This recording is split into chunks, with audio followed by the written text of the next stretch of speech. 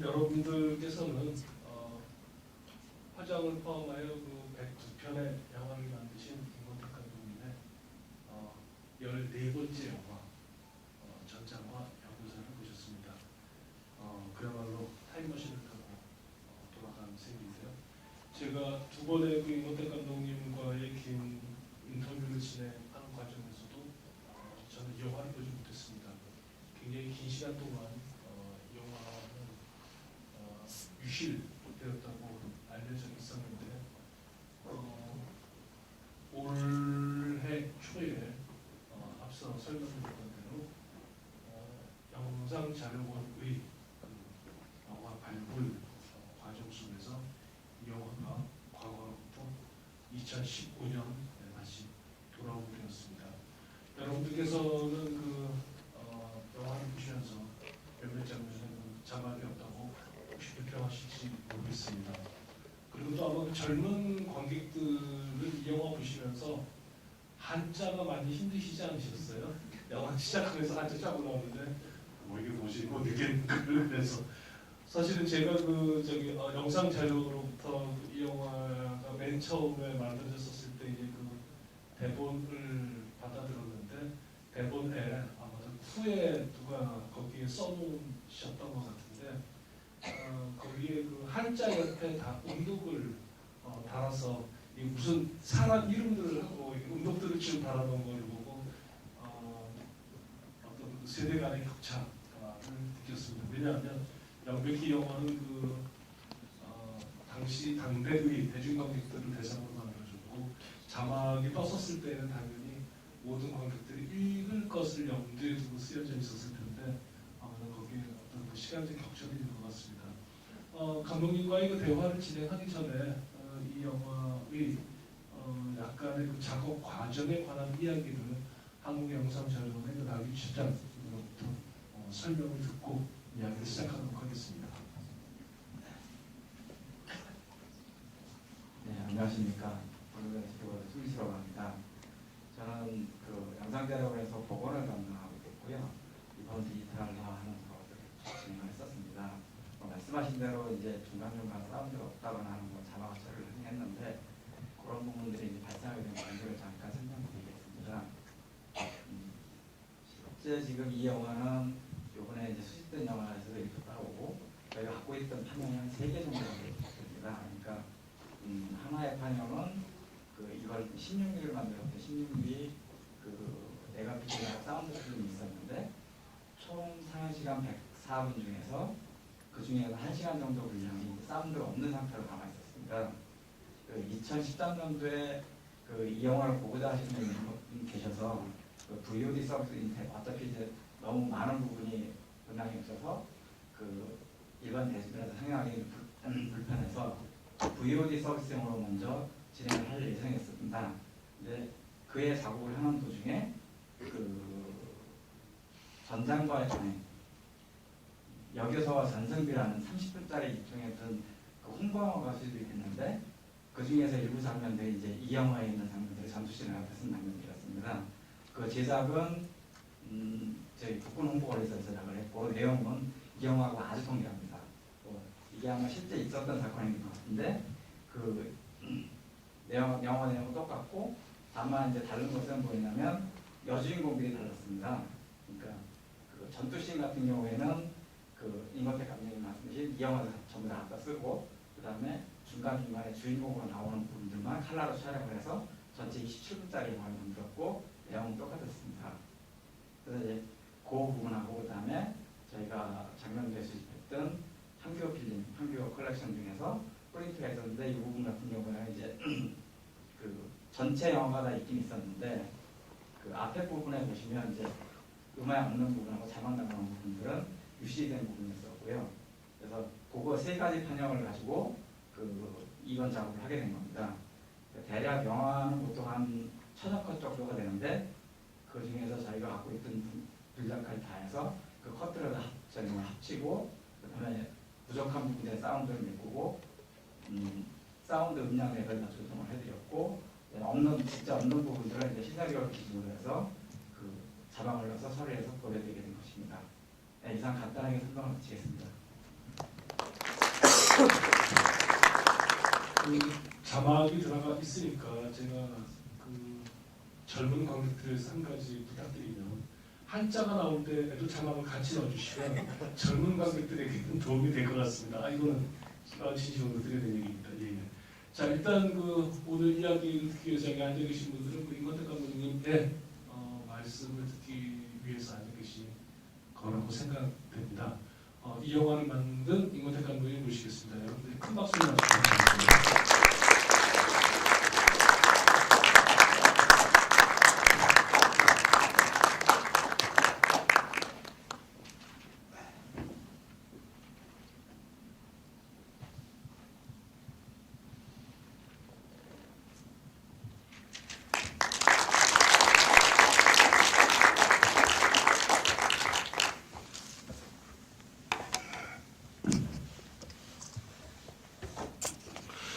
먼저 제가 작품에 대한 개요를 말씀드리는 것을 먼저 시작하겠습니다.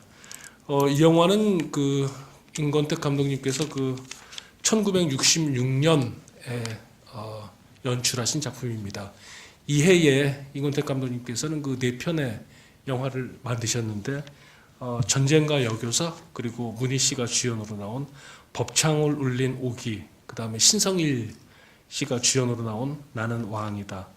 그리고 조선시대를 무대로 한 사극 희극 영화인 애정 영화라고 해야 할까요? 그 닐리리라는 4편의 작품을 연출하셨습니다. 흥미로운 것은 그 4편이 모두 그 전혀 다른 장르의 영화라는 것입니다. 조금만 더 제게 데이터를 소개하는 것을 허락해 주신다면 이 작품은 그 임권택 감독님께서 1962년 두만강을 자리거라로 데뷔하신 이후 좀 전에 말씀드렸던 것처럼 102편의 전체 영화 중에서 14번째 작품입니다. 첫 번째 영화를 찍고 5년이 되었었을 때의 작품이고요. 그 다음에 임권택 감독님께서 32살에 연출하신 작품입니다. 32살에 연출하신 작품을 오늘 다시 보신 소회를 먼저 듣는 걸로 이야기를 시작해 보겠습니다.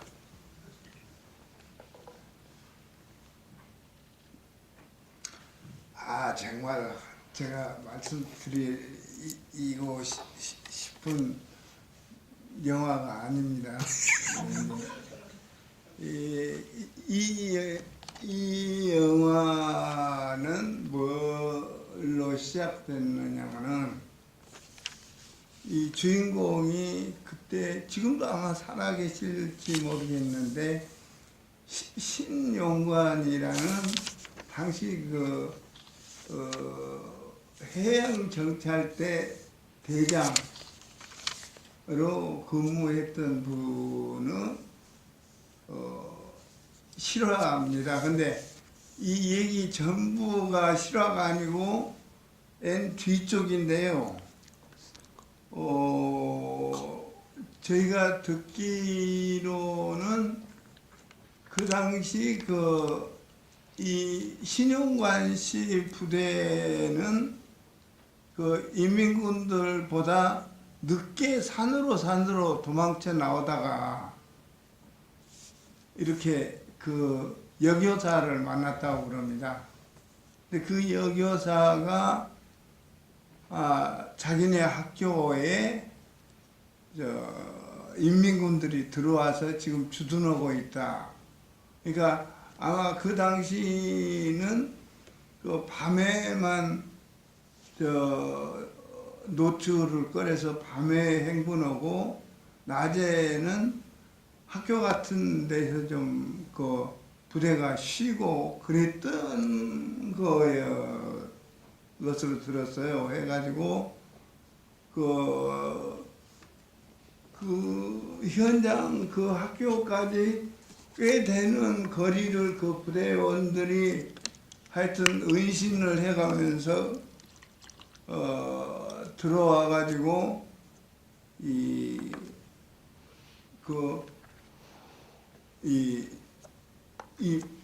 보시는 바와 같이 이 박격포로 이렇게 공격을 했다고 그래요. 그러니까는 그 인민군들이 거의 그런 기습을 받았다거나 그런 일이 없이 그냥 쉽게 와서 쉬고 있다가 갑작스러운 그런 그 기습에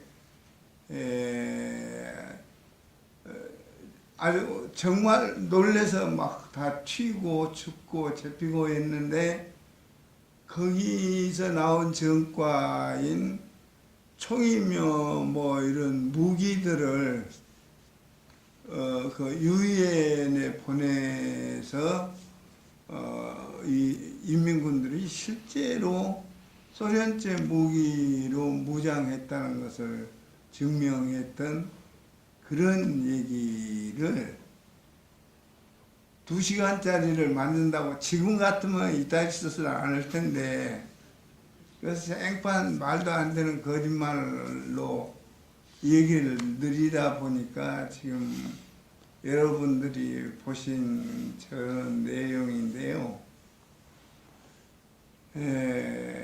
어쨌거나 이제 저는 그 100여 편 영화 중에 제가 그 만나서 그 영화와 만나고 싶지 않은 영화 제가 만들었으면 해도 그런 만나고 싶지 않은 영화 중에 이게 하나입니다. 근데 근자에 이제 발굴이 되고 만나지고 싶지 않다고 하더라도 도리 없이 만나야 될 입장에서 이렇게 이 영화를 만나면서 제가 그 너무 거짓스러운 얘기로 꾸며내서 만든 그런 그 부분에 대해서는 새삼스럽게 관객들한테 그 죄송하고 특히 거기 출연하고 있는 연기자나 스태프들한테 이거는 너무 미안하다는 생각을 합니다. 지금도 여러분들이 보셨다시피 그런 군사영화의 그 짤막짤막 등장하는 그런 그 연기자들의 얼굴이지만은 얼마나 잘생기고 좋은 인물들이에요. 그런 배우들을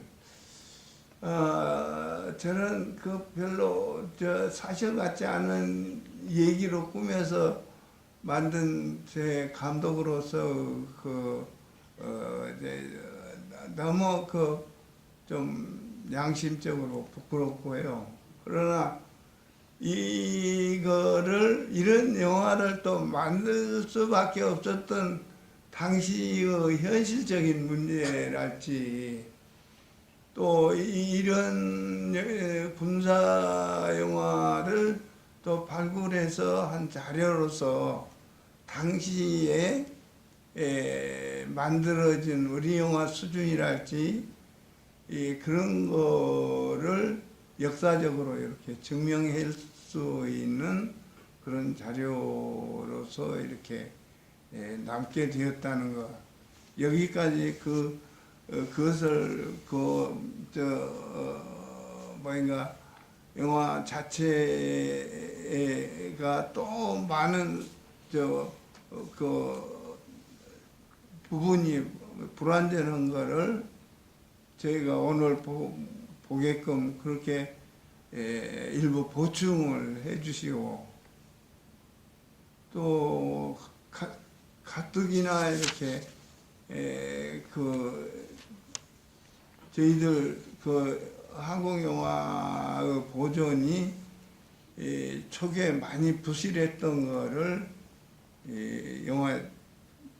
영상 자료원이 이렇게 그런 자료를 모아주시고 또 그것을 또 기증해 주신 이런 분들의 노고에 대해서 새삼 감사드리고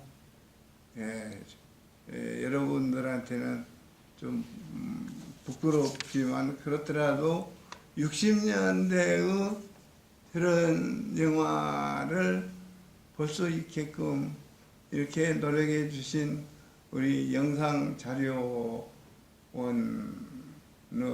그 관계자 여러분들께 저와 함께 같이 이 감사의 마음을 가지셨으면 고맙겠습니다.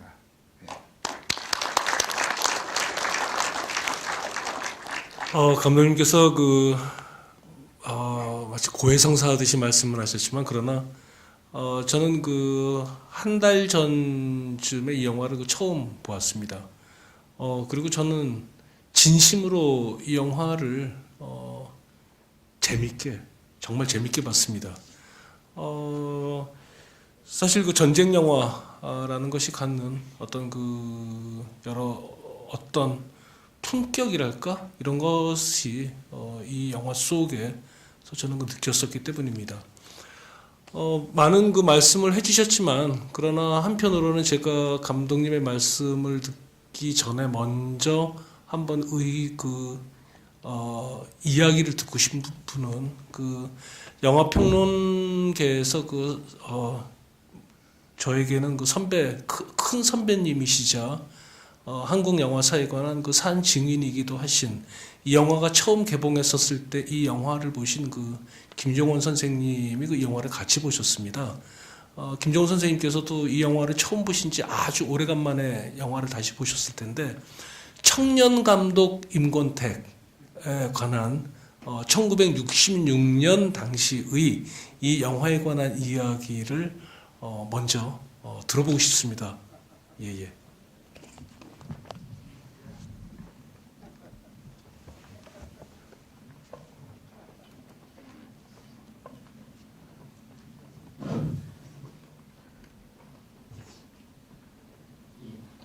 객석에 관객이 한 사람으로 참석을 해서 좀 당혹스럽습니다. 하지만은 참 가슴이 뭉클하네요.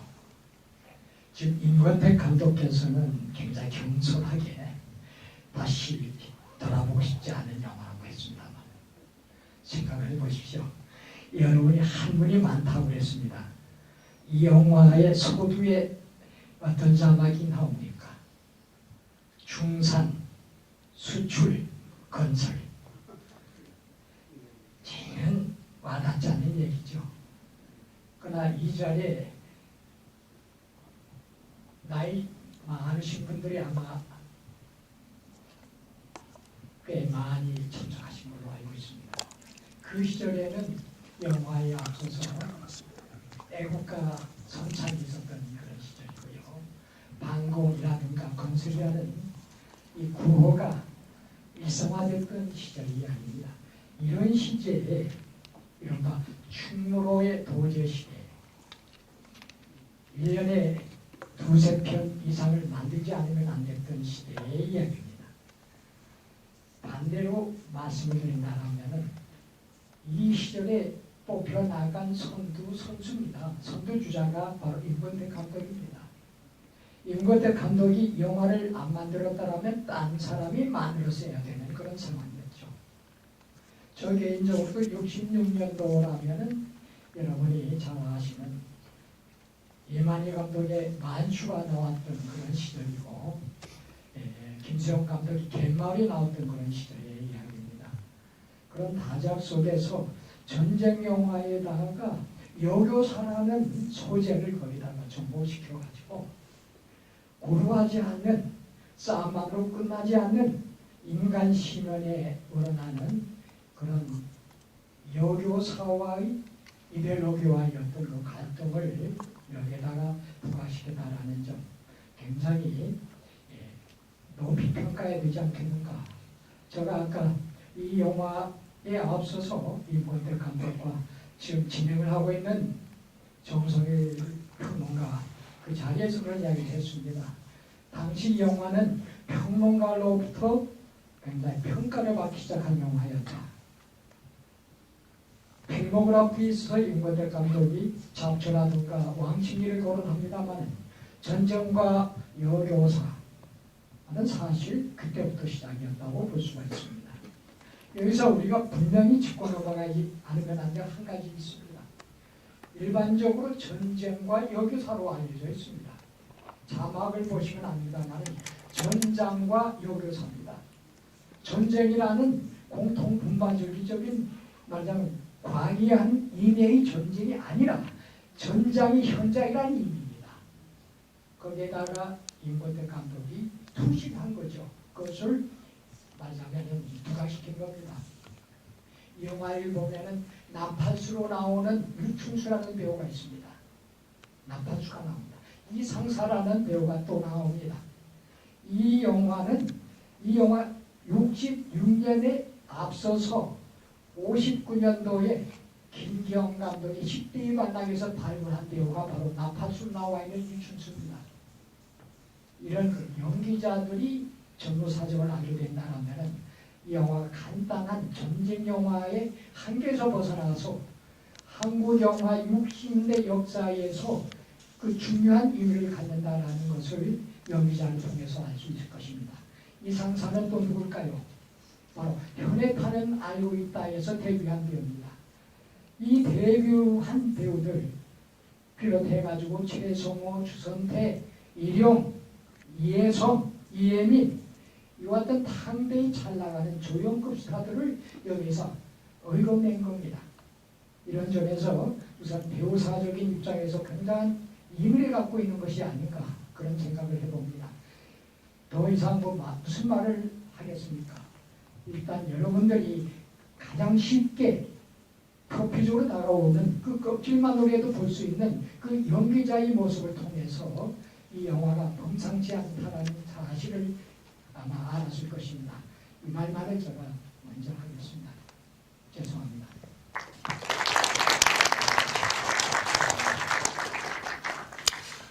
그 김종훈 선생님께서 이 영화의 배우들을 비롯한 그 당시에 평가에 관해서도 말씀해 주셨는데 한 가지 제가 알 수 없었던 것 중에 하나는 그 영상 자료원에 보관된 시나리오에는 이 전장과 여고사의 감독이 그 이용호라는 분으로 되어 있었습니다.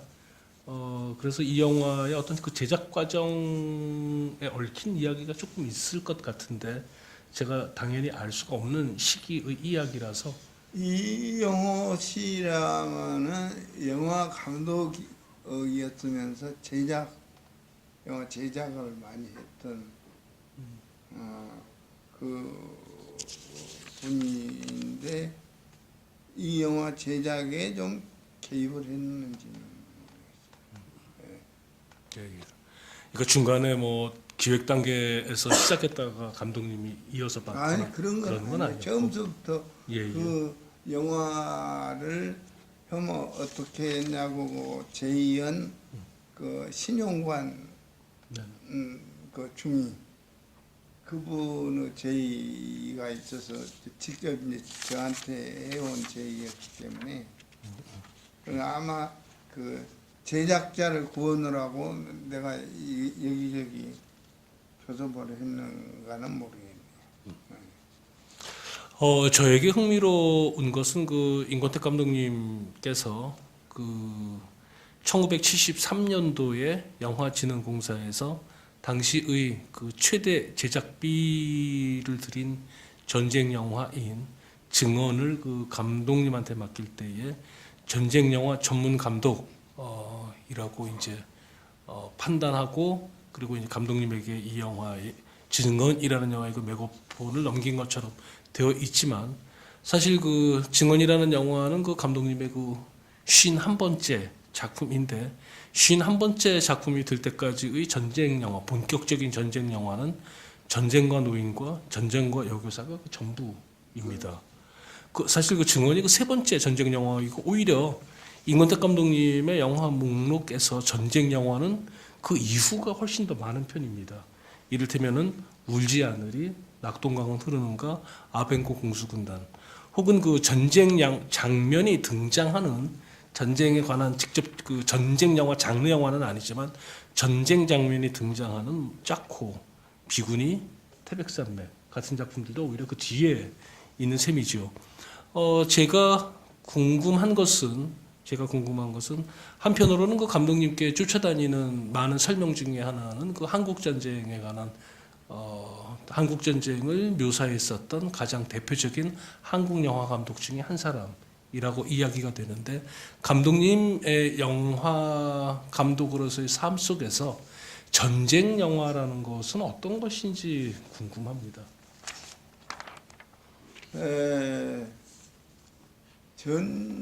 저에게 전쟁 영화라는 것은 그 무렵에 제가 이제 6.25라는 한국 전쟁이 일어났을 때가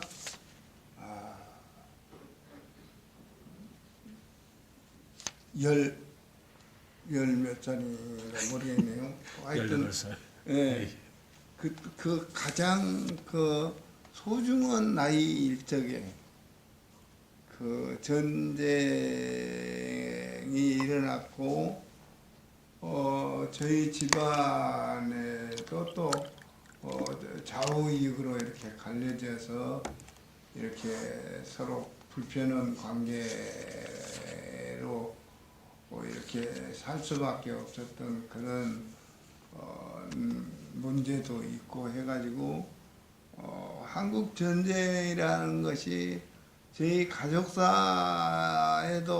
큰 고통이었고 또 임권택이라는 어린 아이의 그 성장에도 큰 그 고통이었습니다. 해가지고 그 어떤 평론가가 제 영화를 초기 영화들을 쭉 보고 한 평론 중에는 임권택 감독은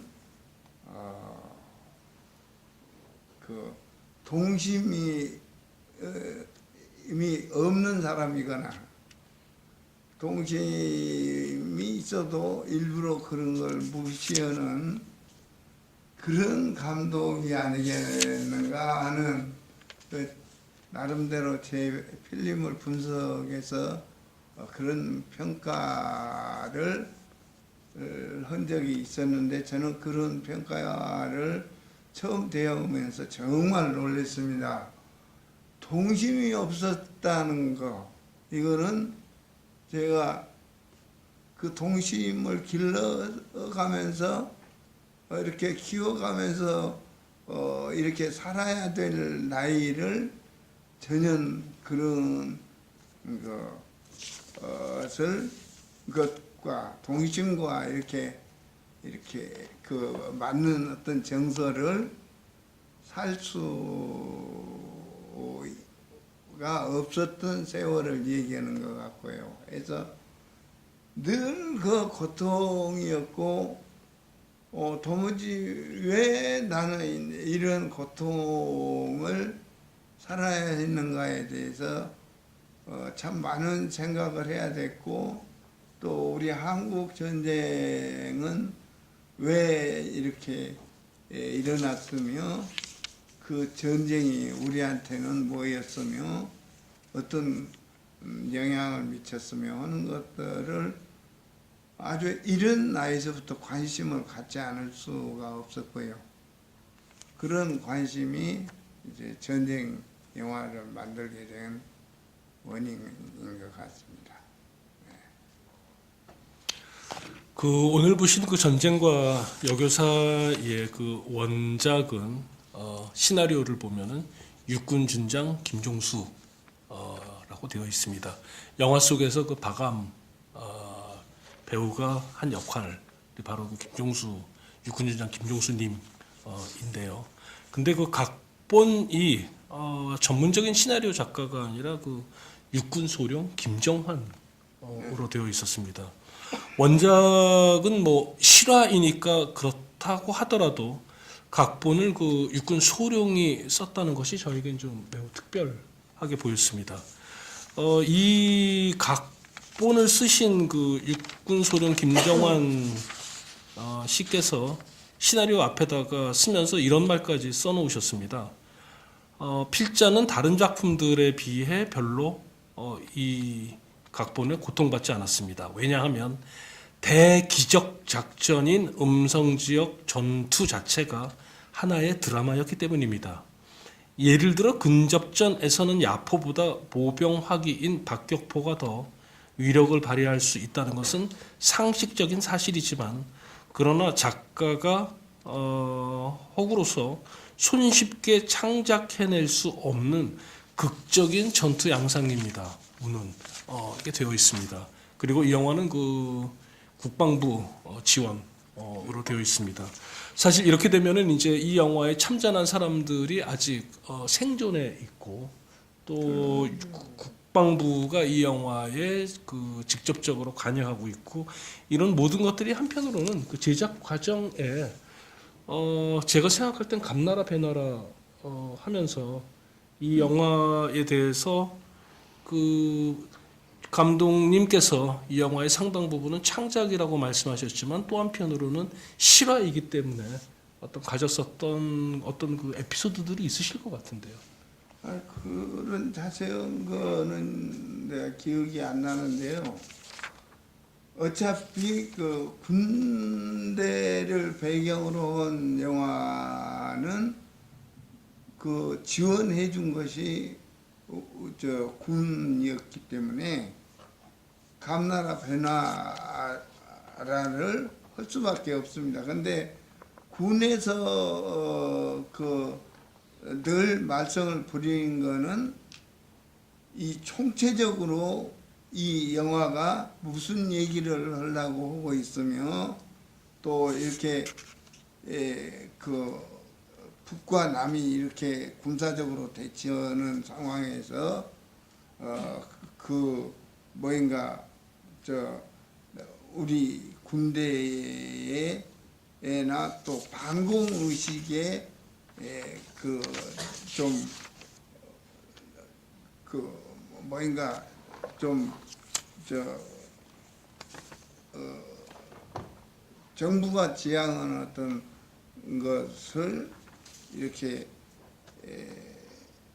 그 해내지 못했다든가, 이제 이런 거 했을 때 그 좀 그 간섭을 했고, 그 나머지는 거의 촬영 과정이나 이럴 때는 어떤 간섭도 해내지 않았기 때문에, 그래서 이 군대 영화를 찍는 감독 자신도 이거는 군이 반드시 자기들 장비나 또 군인 인적인 것이나 이런 것이 철저하게 동원이 되어서 찍는 영화이기 때문에 뒤에 반드시 그런 간섭이 있을 거라는 것을 서로 알고, 그런 간섭이 이 작품 전체에 큰 어떤 훼손을 준다든가 한 일이 아니라면은 서로 뭐 크게 다툴 일도 없고 그랬습니다. 한편으로는 이 영화가 만들어졌던 시대에 대해서 한번 같이 도 여쭤보고 싶은데요. 한국 영화의 황금 시대라고 알려진 그 60년대에서 아마 이 영화가 만들어졌던 그 1966년이 저는 절정이 아니었을까라는 생각이 있습니다. 그해 8월 3일에 영화법이 2차 개정되고 나서 이 개정안에 대해 영화인 협회가 국회를 비롯해서 관계 기관에 영화법 폐지를 건의하는 일이 벌어집니다. 이것에 대해서 정부의 대응은 67년도에 영화심의위원회를 설치하고 22개 제작사를 12개로 통폐합시키는 것으로 대답을 한 셈이고, 말하자면 어떤 67년부터 한국 영화의 심의를 비롯한 여러 가지 그 힘든 상황이 이제 시작되었던 시기인데, 임권택 감독님에게 이 66년 32살 시절 전쟁과 여기사를 찍었던 감독으로서 데뷔한 지 5년 차인 이 시기가 감독님 전체의 감독님의 삶 속에서 어떤 시기였는지가 궁금합니다. 이게 얘기가 이렇게 되면 길어지는데요. 그런 길어진 얘기보다도 저는 여러 이유로 그 그 무렵에 10년 동안 50여 편이나 영화를 찍어낸 그런 다작을 해는 감독이었는데, 당시 저는 영화를 어떤 건전한 문화로 이렇게 그런 그 영화 자체가 인간의 삶 자체를 그 영상으로 담아내는 일이니까 그 문화적으로나 여러 면에서 건강하고 예술적으로도 훌륭한 어떤 영화를 남겨야 된다는 그런 책임감 같은 것을 거의 갖지 않고 살았던 시기였고요. 내가 영화를 허무하지 않으면은 당장 생계 자체를 꾸려가는데 힘들기 때문에 그런 흥행 영화들, 이런 영화를 누구가 어떤 형태로 주문이 오든 이렇게 그 주문에 맞춰서 찍어냈던 시절이기 때문에 그 무렵에 제 영화를 가지고 작품성 어떻고 하는 쪽으로 기웃이 쳐다보고 있으면 아마 크게 볼거리는 없을 거라고 생각합니다. 감독님께서 그 말씀을 피해 가시기는 하셨지만은 그 감독들의 필모그래피를 보면 그 악종고투의 시기가 그 감독의 성숙한 시절의 영화에 관한 많은 그 증언을 하는 필모그래피들이 있습니다. 만약에 영화에 좀 더 관심이 있으신 분들이라면 예를 들어서 설명하면 루이스 부뉴엘이 멕시코에서 악종고투하던 시절, 존 포드가 무성영화에서 토끼 영화로 넘어오면서 악종고투하던 시절, 말하자면 어떤 지금의 감독들이 시기와 달리 직업 감독의 시기라고 불렸던 그 시대를 통과했었던 감독들에게는 어쩌면 어떤 이 시기가 통과제처럼 보이기도 합니다. 저는 이 영화를 본 소감에 대해서 몹시 궁금한 분 중에 한 분은 이 자리에 임권택 감독님의 사모님이신 채령 여사가 와 계십니다. 이 영화는 감독님의 사모님이신 채령 여사와의 첫 데이트는커녕 첫 번째 영화도 같이 작업하기 이전의 작품이고, 아마 그 시기에 이 영화를 저는 개봉했었던 당시에는 못 보셨을 거라고 미루어 짐작하는데, 긴 세월 속에 감독님께서 필모 속에만 존재했지만 말씀하시지 않으셨던 그 영화를 오늘 함께 보러 오셨는데, 청년 임권택의 영화 감독, 청년 감독 임권택의 전정아 여고사를 오늘 보신 소감이 좀 몹시 궁금합니다.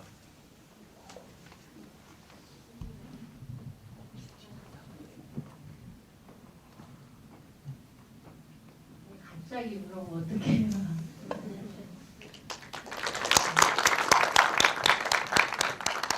저는 이거 보면서 궁금한 게 저희 남편으로서 지금 한 40년 그저 가깝게 이렇게 살았는데, 아까 들판에서 여선생하고 중이하고 이별하는 장면 있잖아요. 또 다시 만날지 안 만날지 장면을 그렇게 애틋하게 표현을 했는데 왜 집에서는 못하는지 좀 묻고 싶습니다. 그런 질문이 나올 줄은 몰랐습니다. 제가 대답해야 되는 거예요.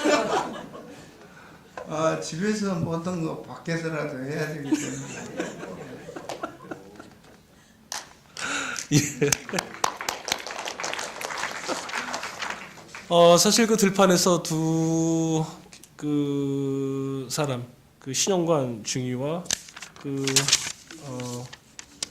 남희, 여교사 남희가 떨어져서 서로에게 이름을 부르면서 이제 확인하는 장면이, 이 장면에서 가장 말씀하셨던 대로 가장 애틋한 장면이고 신금을 울림하는 장면이었었습니다. 근데 오히려 그 감독님 영화에서 이러한 장면들이 감독님은 이런 장면들을 굉장히 싫어하신다고 말씀하셨는데 70년대 초반까지 존재했었던 이런 장면들의 순간들이 70년대 중반 이후 제 기억으로는 잡초는 제가 보지 못했으니까 함부로 말 못하겠습니다만 족보 이후에는 그 장면들이 완전히 사라져버린 느낌입니다. 그리고 물론 이제 감독님의 결혼 생활은 그 이후라서 아마 그런 순간들을 사모님께서 맛보지 못하신 게 아닌가라는 생각도 드는데 하지만 뭐 앞선 영화들의 이런 순간들이 충분히 담겨져 있으니 이 영화가 감독님의 연애 편지라고 저는 생각하는 쪽입니다. 당시 그 전쟁 영화에 대해서 조금만 더 여쭤보면 당시 전쟁 영화를 찍는다는 것은 지금 전쟁 영화를 찍는 것과는 달리 실제로 전쟁을 한다라는 뜻이었었고 다름이 없었을 텐데요. 왜냐하면은 그 1966년의 영화라는 것은 별다른 특수 효과가 없었기 때문에 폭탄이 터지면 터져야 되고 총알이 튀어서 먼지가 나면 총을 쏴야 하고 사실 전쟁과 여고사를 그런 감각으로 보면 위험하기 짝이 없는 장면들이 무수히 등장하고 있고 총을 쏘고 그 포탄이 터지고 하는 그 이런 장면들의 긴장감은 사실적 긴장감은 현대의 그 CG로 도배를 하다시피 한 영화들에서는 맛볼 수 없는 어떤 그 당시의 영화가 주는 어떤 긴장감 같은 것이었었는데 이 전쟁 장면을 찍는다라는 점에서 감독님만의 어떤 그런 이 노하우라고 할까요? 어떤 전쟁 영화를 찍을 때 전쟁 장면에서 연출해서 나는 이런 순간들을 하지만 반드시 넣어야 된다라는 그런 순간들의 어떤 연출이 있으셨던 것 같은데 장면의 디테일에 대해서만 조금만 더 설명을 해주셨으면 감사하겠습니다. 그 당시에는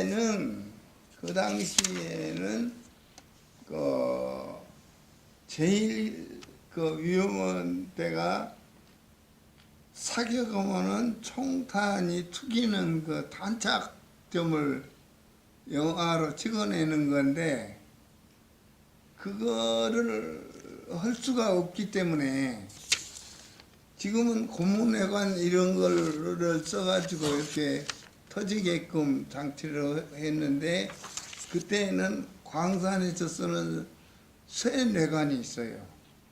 쇠로 된 뇌관이든가 아니면 연기자가 이렇게 달려서 도망치든가 아니면 바위에서 이렇게 얼굴을 드러내든가 하면은 그 사격을 잘한 그때 경찰관이 있었는데 그 경찰관을 데리고 가서 이 막 달리는 발 뒤꿈치 불과 2-3cm 거리에 총을 쏘아서 그 탄착 효과를 보이는 그런 위험한 촬영을 했는데요. 제가 그 첫 작품에 두만가 자리거라 해서 이런 눈 쌓인 골짜기에서 서로 사격을 하는데 밑에 돌들이 깔린 이런 계곡인데 거기서 이제 교전을 하는 거를 총으로 쐈는데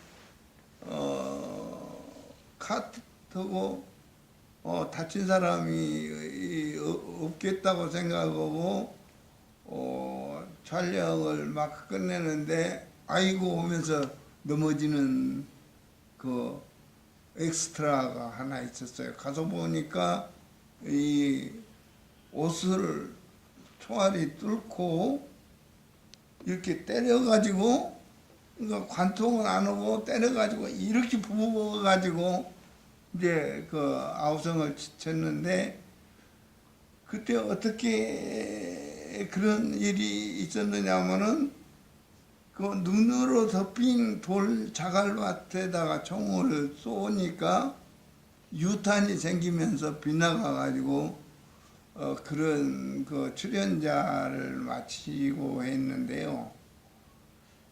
그때는 정말 그 위험을 감수하고 찍었어요.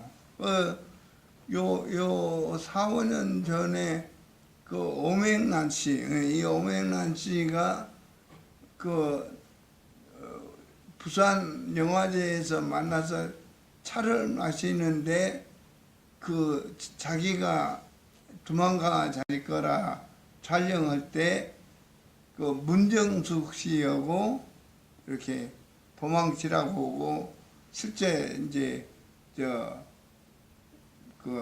경찰관 그 사격수를 데려다가 막 실탄을 쏘면서 도망치라고 하니까 자기가 그 둘이 달려서 도망치면서 저 어린 개새끼가 사람 죽인다고 하면서 도망쳤다는 얘기를 그때서 들었는데 그때는 그런 욕을 듣고 말건 찍었을 거예요. 그런 거 아니면 다른 방법이 없으니까. 근데 저도 그 얘기 들으면서 저 어린 자식이 사람 죽인다고 이렇게 했을 때 그 얼마나 연기자들은 그 더군다나 여자들인데 그래도 그런 효과를 위해서 그런 촬영을 해야 된다고 생각하고 있었고 어떻게든 현장에서 그것을 관철시켜야 된다는 생각을 가지고 영화를 했거든요. 그때는. 지금은 그렇게 찍자고 하면 이 사람 돌았네. 지금은 어림도 없는 거죠. 당시에 그 전쟁 영화를 보면은 막 그 총탄이 날라오는데 달려가는 사람들을 보면 정말 목숨 걸고 뛰고 있구나라는 느낌이 들죠. 그 어떤 그 긴장감이나 이런 것들이. 반면에 그 현대 영화들을 보면은 소풍 나오는 듯이 뛰어가는 것처럼 보이는데, 하여튼 제 질문이 많이 있기는 합니다만 일단 아마 이 자리에 영화를 같이 보신 어르신들 그리고 나이 어린 젊은 관객들 양쪽 다 서로 각자 그 임권택 감독님께 궁금하신 점도 있으실 것 같은데 먼저 그 질문을 먼저 좀 받아보고 그 다음에 제가 몇 가지 다시 더 추가로 질문들을 드리도록 하겠습니다. 마이크가 필요하신 분들께서 그 손을 드시면 마이크를 건네 드릴 겁니다. 뭐 궁금하신 분들 있으시면은 편하게 질문을 해주시면 감독님께서 어떤 대답이든지 해드릴 지금 마음을 갖고 오셨으니까요. 그냥 계속 제가 마이크를 쥐고 있어도 괜찮을까요? 뒤를 먼저 받고 마이크 한번 드릴게요.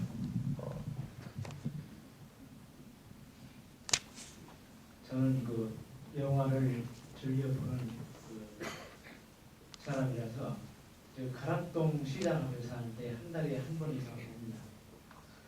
그리고 그 임권택 감독님 영화라면 더 좋아하는데 하여튼 왜 좋아하냐면 감독님이 만든 영화에는 한국인의 얼과 혼이 다 들어있는 것 같아요. 장면마다. 젊었을 적에는 외국 영화를 많이 봤지만은 이제 요새는 외국 영화는 그 맛이 없어요. 그래가지고 한국 사람이 만든 영화는 한국인한테 많이 그 효과가 있구나 하는 그런 생각이 들고 감독님께서 어떻게 그런 거를 그렇게 장면마다 잘 꼬집어 내시는지 정말 영화를 보면서 너무 즐겁고 고마워가지고 늘 빚진 그런 기분입니다. 그리고 이 영상 자료원에 대해서도 말씀을 드리고 싶은데 옛날 영화는 이렇게 그냥 전부 재생시켜가지고 고맙고요. 그 다음에 제가 마이크를 잡으려고 우왕좌왕하는데 이해해 주시고 여기 뭐 평론가분들도 계시고 전문가들이 많이 계신데 저는 순수 영화만 보고 즐기는 사람입니다. 장면이 슬픔은 울고 즐거움을 웃고 하는 좀 단순한 영화를 보는 사람인데 그런 의미에서 볼 때 우리 임 감독님은 세계 제일 한 영화 감독이 아닌가 그런 생각이 들어요. 너무 잘 만드시네요. 그런데도 감독님은 또 겸손하셔가지고 이 영화도 보면서 막 우는 장면에서 울고 웃는 장면 웃고 하고 있는데 미안하다고 하시잖아요. 잘못 만들었다고.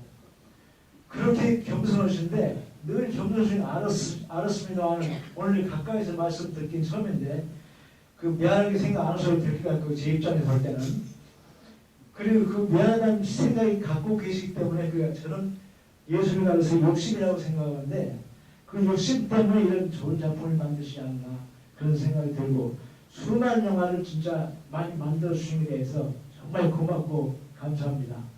그래서 제가 국제시장을 보기 전까지는 임권택 감독님과 같으신 분이 돌아가시면 어떡하나 걱정했는데 국제시장을 보고 나니까 또 이런 감독이 나오는구나 그런 생각이 돼가지고 좀 위안을 얻었습니다만 이거 농담이고요.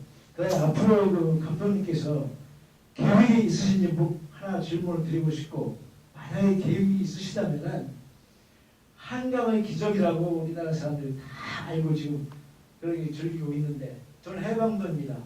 그래서 그 가난한 시절부터 지금 호화로운 시절까지를 전부 진짜 체험한 사람인데 그런 한강의 기적이라는 그런 거대한 작품을 한번 계획하실 생각은 없으신지 여쭤보고 싶고 네 그리고 그런 이렇게 이 건강을 계속 잘 유지하셔가지고 한국 영화를 사랑하는 사람들 또는 세계 영화 발전에 많은 기대를 해도 될 수 있도록 이 건강 관리 잘 해주시고 그러기를 바라겠습니다.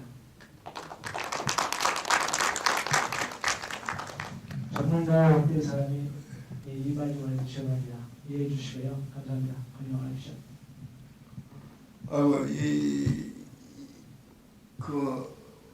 너무 좋은 칭찬의 말씀을 듣고요. 내가 영화 감독하길 잘했구나 하는 생각을 합니다. 근데 지금 임권택이라는 영화 감독에 대해서 너무 잘 알고 계시는 것 같아요. 뭐 어떤 점이냐면은 제가 제 영화를 잘 안 보거든요. 그리고 이제 하여튼 녹음이 끝나든가 개봉이 끝나고 나면은 거의 안 보는데 왜 안 보느냐면은 보고 있으면 열받는 데가 그렇게 많아요. 좀 더 그때 왜 그렇게 소홀하게 했던가 뭐는 여러 가지 제작상의 오류도 있고 실수도 있고 뭐 해가지고 그래서 잘 안 보는데 그러나 이제 계속 영화를 만들면서 소원은 뭐냐면은 제가 그렇게 스스로 봐도 열받는 그런 장면 말고 이거는 어지간히 완성도가 높다 하는 영화를 한 편쯤은 남기고 영화 인생을 끝냈으면 좋겠다는 생각을 하는데요. 그러면서 또 생각해로는 내가 너무 욕심이 많은 데서 오는 것이 아니냐 하는 생각을 했는데 지금 선생님이 그 말씀을 해주시는 거 보니까 역시 이 욕심이 많은 것이구나 하는 생각도 오면서 어쨌거나 욕심이든 뭐든 언제까지 해야 될 영화 인생인지는 몰라도 제 스스로도 이만하면 좀 완성도가 어느 정도 높다 하는 그런 영화를 꼭 한 편쯤 만들고 그만두고 싶습니다.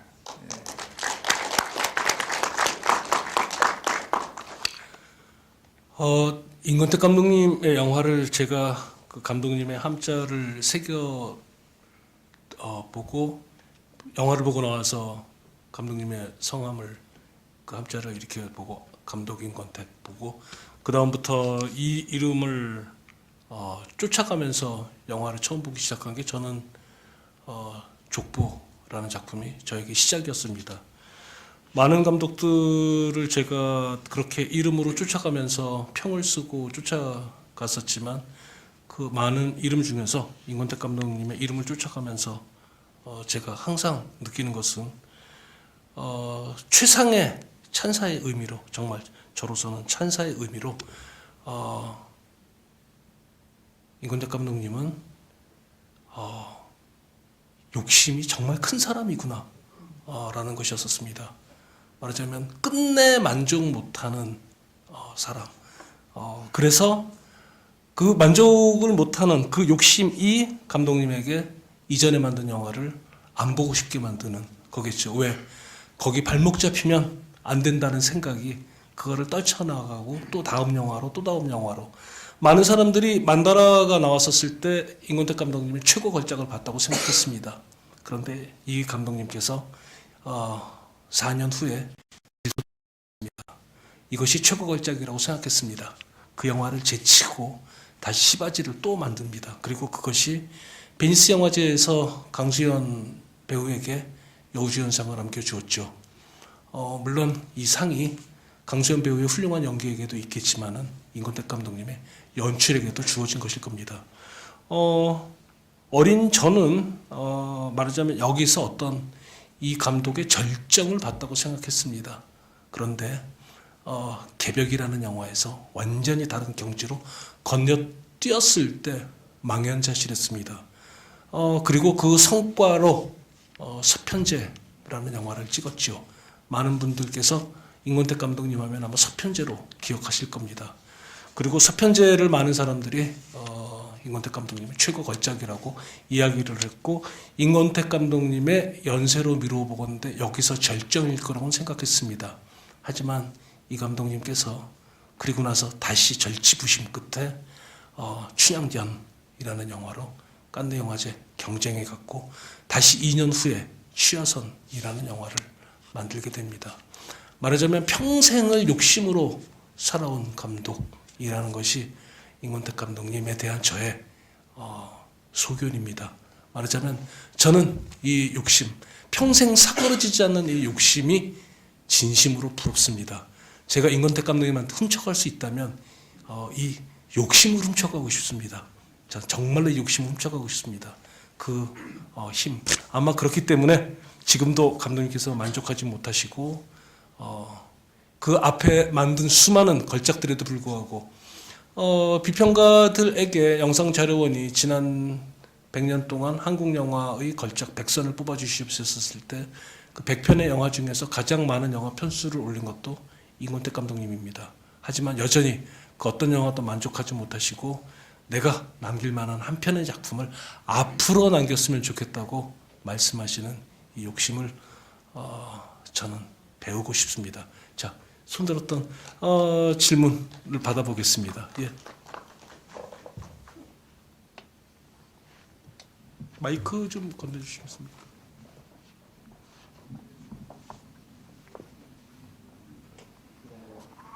문학생입니다. 영화 시간을 기다리면서 앉아있는데 감독님이 그 앞에 붙은 영화의 포스터를 이렇게 천천히 들여다보시고 계시더라고요. 그래서 지금 이제 수십 년의 세월 동안 영화로 이렇게 따라오시고 지금 이 자리에 서 계실 텐데 지금 오신 수십 년 전에 그 영화 포스터를 다시 보실 때 어떤 생각을 하시면서 보셨는지 궁금합니다. 고등학생의 질문입니다. 오늘 내가 본 그 포스터가 무슨 영화? 지금 이 영화에 이 영화 예. 앞에 붙은 전영화요가 나는 영화를 찍고 나면 돌아서면 다 그걸 잃어버리기 때문에 언젠가는 텔레비전에서 이렇게 틀었더니 60년대 내 영화를 TV에서 보내고 있었는데 내가 그 당시에 느낌이 아니 내가 처음 보는 어떤 그 60년대 영화인데 좀 저질스러운 영화가 방영이 되고 있었고 또 한참 보니까 어디서 한번 본 것 같은 영화기도 하고 그 다음에 이제 거의 끝날 무렵에 내가 좀 속으로 오한 같은 것이 난 게 이 어쩌면 내가 찍은 영화라는 느낌을 받은 거예요. 근데 뒤에 그게 내 영화라는 것을 이제 알았는데 영화 끝나고 다른 사람들이 내 그런 말을 어느 자리에서 하니까 좀 오해하고 있었는데 그때는 내가 그 내 영화로 알아차린 것이 뒤에 자막이 나오는 걸 보고 알아챈 것으로 오해들하고 있는데 그때는 그 영화가 끝나고 나서 자막을 띄우는 일이 별로 없었기 때문에 나는 그 영화가 저 유치원 영화가 내가 만든 거라는 거를 자기는 알아요. 다른 사람은 몰라도 내가 어렸을 때 저따위 짓을 했겠다는 것을 이제 알아차리고 오한 같은 것을 느꼈는데 그 영화에 대해서 얼마나 정이 떨어졌으면 뒤에 알아보려고 하지를 않았어. 타이틀은 뭐이며 연기자는 알겠어. 거기 출연하고 있으니까. 근데 촬영은 누구가 했으며 음악은 누가 했으며 그런 거를 지금도 모르고 있다고. 근데 그거를 내가 지금서부터 찾으면은 우리 영상 자료원 질문이 듣고 싶은 질문. 포스터를 보시고 어떤 느낌을 오늘 보셨어요? 예. 그러니까 보면 잃어버렸는데 오늘 보면서 그때 누구랑 영화를 했는고 그때 촬영 감독 또 무슨 여러분들의 그 이름이 떠 있는데 이제 그 포스터를 보니까 생각나는 분도 있고 지금 기억에 없어서 그분이 그 얼굴을 찾아내느라고 생각하고 있기도 하고.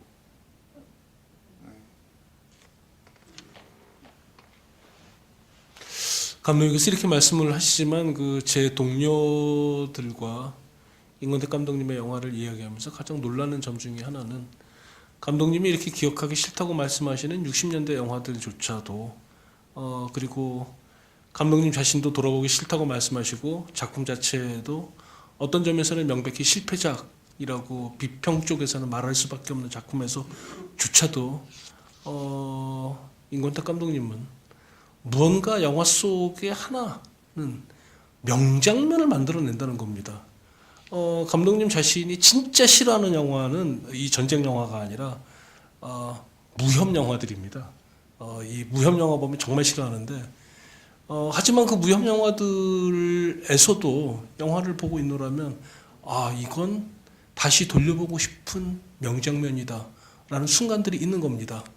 이를테면 오늘 본 전쟁과 여교사에서도 아까 말씀하셨던 사모님께서 말씀하신 그 장면을 딱 얘기하셔서 저도 약간 깜짝 놀랐는데 신용관 신중이와 그 여교사 남희가 헤어지는 장면에 그 둘 사이에 먼 거리로 떨어진 그 롱쇼트의 헤어지는 관계를 가깝게 잡은 두 개의 쇼트와 역쇼트로 나눈 다음 마지막 순간에 멀어지는 순간에 최대한 멀리 잡은 어떤 그 롱쇼트의 거리감으로 멀게 할 때 그래서 그 살아서 돌아와 주었으면 좋겠다라는 그 약속이 한 번은 이루어지지만 두 번째는 이루어지지 않을 것이라는 것을 보여주는 이 예언적 롱쇼트를 볼 때에 어떤 뭉클해지는 것만은 결국 이 여자는 죽겠구나라는 그 순간을 딱 보여주는 롱쇼트를 볼 때에 이 장면은 영화를 본 제 경험으로 이것을 쉽게 만들어낼 수 있는 쇼트가 아니었습니다. 그런 다음 저는 이 영화를 보고 나서 32살에 지금 한국 영화를 찍는 한국 영화 감독들의 나이를 생각하면 한숨을 쉴 수밖에 없는 것입니다. 이것은 감독님께서 그 영화들을 그렇게 말씀하셔도 비평 쪽에서는 이렇게 대꾸할 수밖에 없는 지점이 있습니다. 혹시 뭐 또 다른 궁금점이 있으면 예. 먼저 하고 받겠습니다. 예.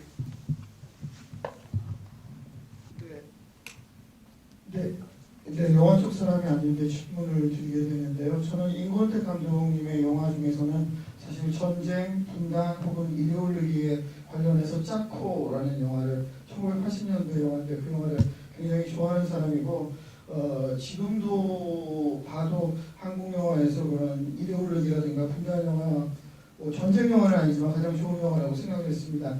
오늘 이 영화가 굉장히 보고 싶었는데 1960년대 상황이라서 그런지 약간 한쪽에 좀 치우쳤다. 그리고 그런 생각을 사실 하게 되는 그런 느낌이고요. 영화는 역시 잉건택 감독님의 영화는 대단하다는 얘기 하면서 질문 하나 드리겠습니다. 잉건택 감독님에 대한 영화는 아니고 잉건택 영화의 배우에 관한 얘기인데요.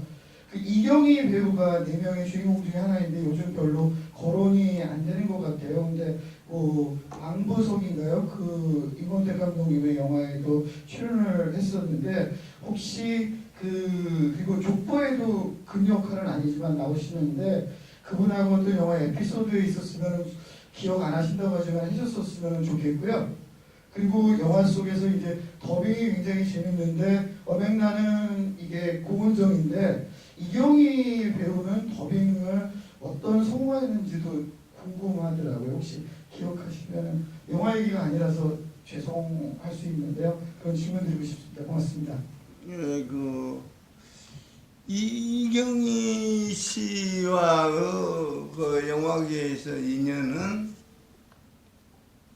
그 장화홍련전이라는 정청화 감독님의 작품에서 홍련으로 출연을 했고 그래서 그 광릉이며 이런 촬영 현장에서 모두 전부 합숙을 했기 때문에 그때서부터 이제 잘 알죠. 근데 오늘 보면서 전장관 여교사에도 출연을 했다는 것을 오늘 처음 알았습니다. 그런데 이경희 씨와 더 돈도 할 수 있었던 것은 망부석이라는 제 몇 번째 영화가 망부석이 세 번째 거기서 주연을 했기 때문에 거기서 더 많이 기억이 나는데 하여튼 오늘 이 영화에서도 출연했다는 것을 오늘 저는 알고 저도 놀랐습니다. 망부석에서는 그 사도세자의 아내이자 어떤 그 해경궁 홍씨 역할을 맡았었습니다.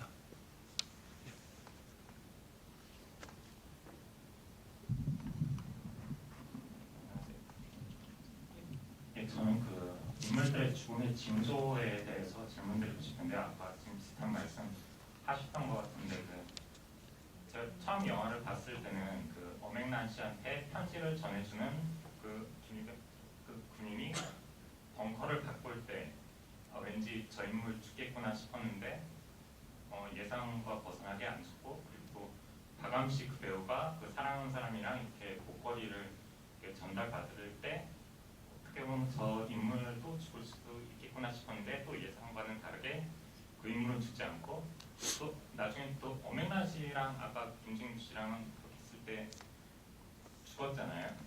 엄앵란 씨가 죽었잖아요. 그러니까 이 세 인물들마다 어떤 죽음의 징조가 있는데 엄앵란 씨만 죽고 다른 인물들은 사는 그 어떤 차이점이 뭐가 다른지 그게 궁금합니다.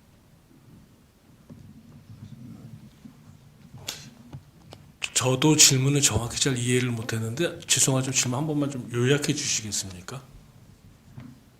예를 들면 아까 말씀하신 대로 엄앵란 씨랑 김진규 씨랑 마지막에 헤어질 때 정성일 평론가님도 그 마지막 순간이구나 죽겠구나 그렇게 느끼셨다고 생각하셨다고 했잖아요.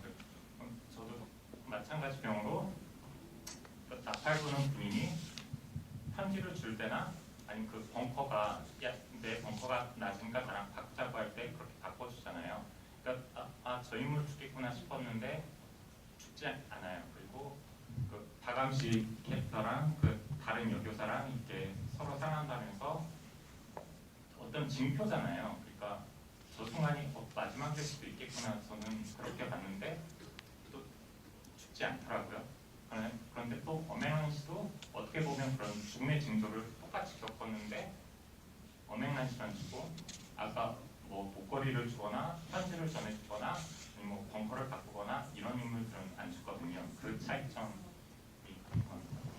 그 질문의 요지는 이 영화가 전쟁 영화라는 그 장르 안에서 말하자면 어떤 선물을 어떤 물건을 부여받은 인물은 죽는다는 어떤 약속 같은 것들 활용되는 경우가 있는데 이를테면 그러니까 저희 집에 편지를 건네주세요. 그러면 이런 말을 하는 사람은 반드시 죽어야 되고 이를테면 공포 영화에서 부엌에 가지 말라고 그러는데 부엌 가는 사람 반드시 죽는 것처럼 2층 올라가지 말는데 꼭 올라가죠. 누군가 올라가죠. 2층에 올라가면 안 돼 그러는데 인 것처럼 그래서 이 영화 속에서 인물들이 박감 씨에게 이경희 씨가 이제 그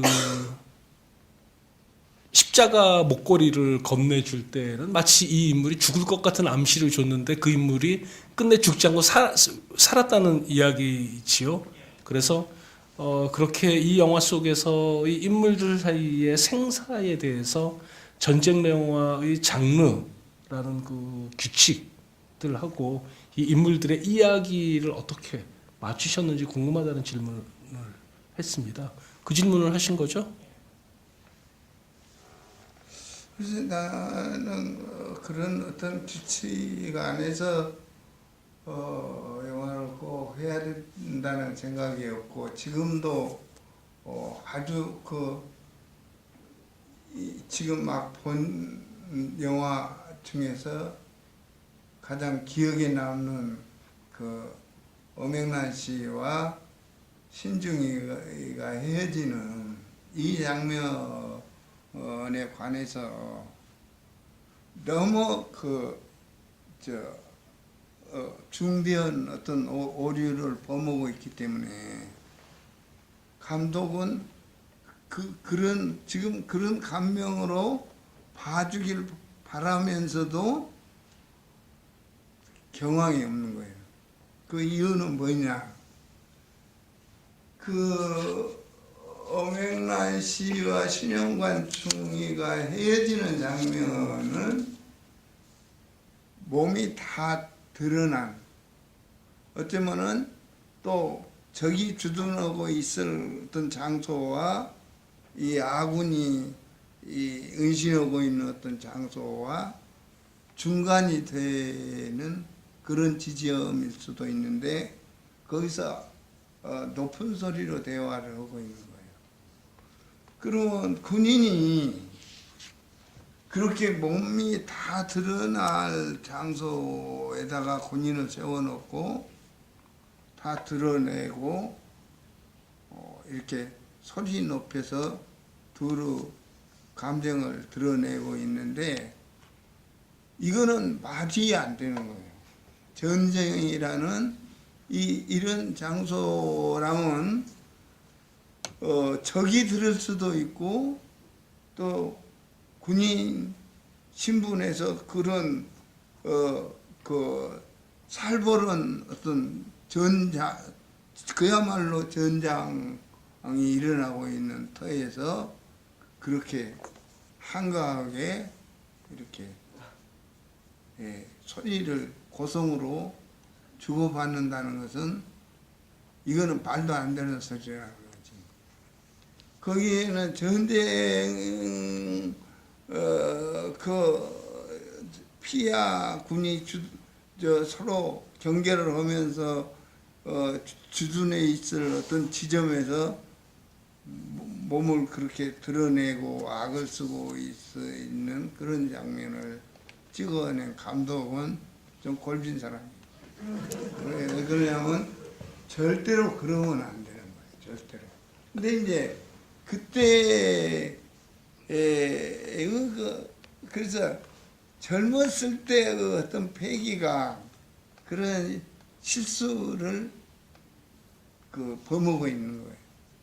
지금이라면 절대 그렇게 찍을 리가 없죠.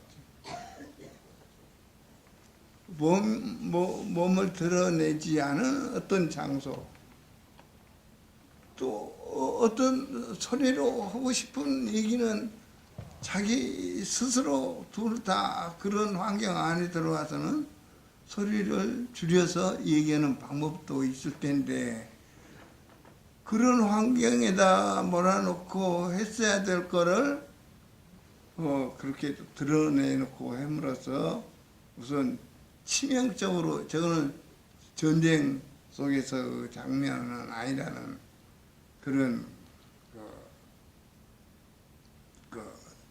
느낌을 결정적으로 드러내고 있고 하기 때문에 그러니까 근데 이제 이러는 거예요. 나이만큼 찍는 거야. 나이만큼 영화라는 거는. 그래서 이거는 나이만큼 아니라 군대를 갔다 와서 상식적으로 알고 있는 사람들이 보자면은 반드시 지적을 당하는 그런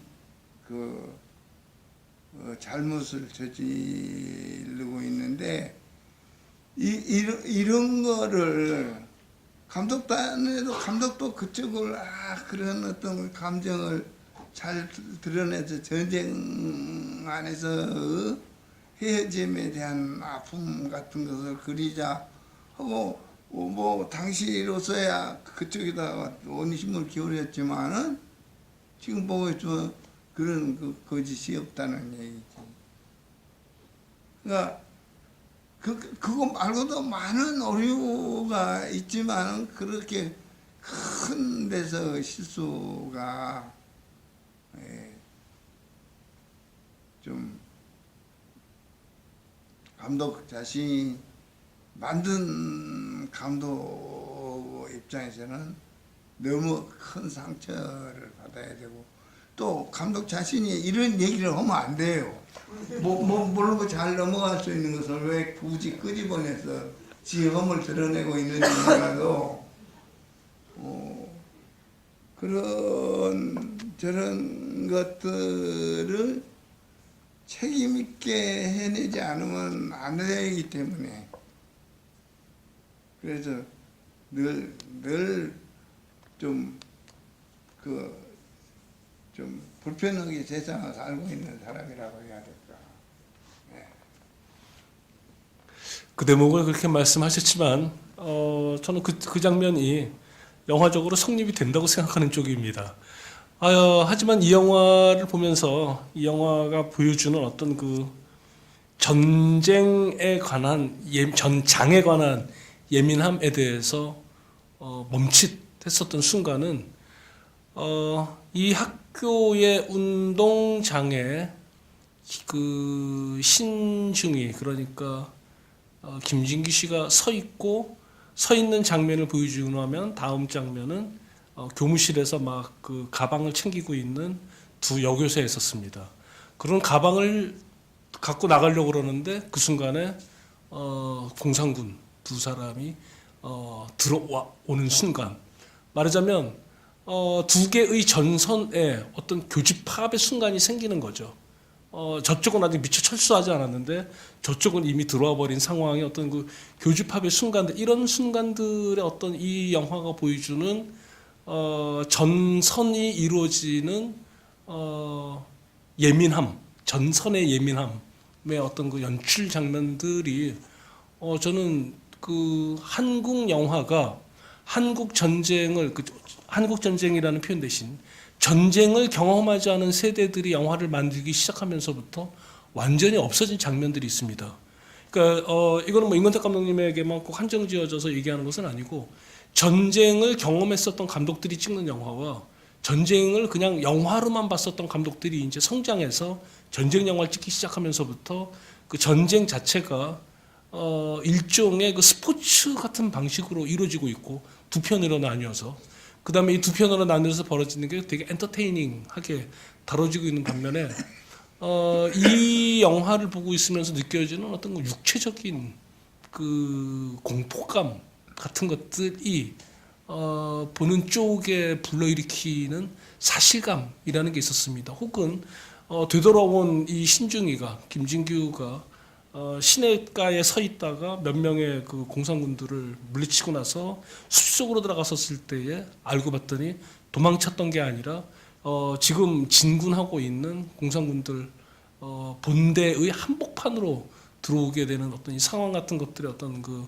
전선의 전선과 전선이, 이쪽 아군과 적군 사이의 전선이 계속 겹쳤다 떨어졌다 하는 이 운동감, 이 전쟁의 운동감의 사실성이 불러일으키는 이 영화의 예민함은 저는 이 영화가 분명히 담고 있는 어떤 이 영화의 주목할 만한 지점들이었었습니다. 혹시 뭐 다른 질문 있으신 분이 있으시지 않으면 제가 질문 한 가지만 더 드리겠습니다. 이것은 그냥 우연의 일치겠지만 1966년도에 4편의 영화 중에 2편의 영화가 실화를 소재로 영화를 만드셨고, 그 실화로 만든 2편의 영화가 전쟁과 여교사와 법창을 울린 오기였었습니다. 2편 모두 여자가 주인공이고 둘 다 강한 여자라는 공통점이 있습니다. 과도하게 이들 사이에 어떤 그 인과관계를 저는 만들고 싶진 않은데, 제가 질문을 드리고 싶은 것은 그 임권택 감독님이 여자를 주인공으로 내세울 때는 이상하게 이 여자 주인공이 남자를 돌본다라는 느낌이 있습니다. 말하자면 그 전장과 여교사에서 가장 흥미로운 것은 소재로서도 전장 한복판에 여교사가 있다라는 그 설정 때문에 아마 이것이 영화가 되었었을 터인데, 감독님께서 말하자면 감독님 영화 전체를 돌아보면서 감독님이 남성이지 않습니까? 근데 여자를 주인공으로 찍을 때 여자를 이해한다 라고 말은 여자를 주인공으로 하고 이 여자의 행동을 감독님께서 그 이야기 안에 끌어들여서 이 여자를 바라볼 때의 어떤 출발점이 있으실 것 같습니다. 그건 뭐 영화 이야기마다 다를 수는 있겠지만, 그러나 좀 큰 관점으로 나는 여자에 대한 이해를 이렇게 시작하고 있습니다 라는 지점이 있을 것 아마 같습니다. 그 성장 과정에서 어떤 영향이랄까 이런 게 있을 텐데, 나는 그 우리 어머님이 이거 이제 우리 집이 이제 부잣집인 그 집으로 시집을 오셨는데, 뒤에 그 큰 살림을 일찍이 떠맡아서 책임있게 살아내지 않으면 안 된 그런 환경을 살고 계셨기 때문에 그런 데서 받는 영향일 거예요. 그 감독님 영화에서 흥미로운 점 중에 하나는 적지 않은 그 사극 영화를 찍었습니다. 근데 조선시대를 배경으로 한 사극 영화 속에서 신상옥 감독님의 사극 영화가 남성 중심의 사극 영화라면 임권택 감독님의 조선시대 사극의 공통점 중에 하나는 이것이 그 모계 사회 중심의 어머니를 중심으로 한 여자들을 중심으로 한 사극으로 진행된다는 것이었습니다. 제가 임권택 감독님의 전쟁 영화에서도 흥미롭게 보는 것은 전장과 여교사에서도 그렇고 증언에서도 그렇고 이것이 여자를 중심으로 놓고 이 영화가 진행된다는 것이었습니다. 말하자면 전쟁을 여성이 체험한다는 것, 여자가 통과한다는 것, 혹은 좀 더 저에게 비평가로서의 목소리를 허락해 주신다면 전쟁을 여성화하여 지켜본다는 것이라는 질문이 임권택 감독님의 영화에 그것을 의식하건 의식하지 않건 감독님 영화에서 반복되는 테마 중에 하나이셨던 것 같습니다. 전장과 여교사에 대해서 감독님께서 과거의 영화에 대해서 말하자면 어떤 다소의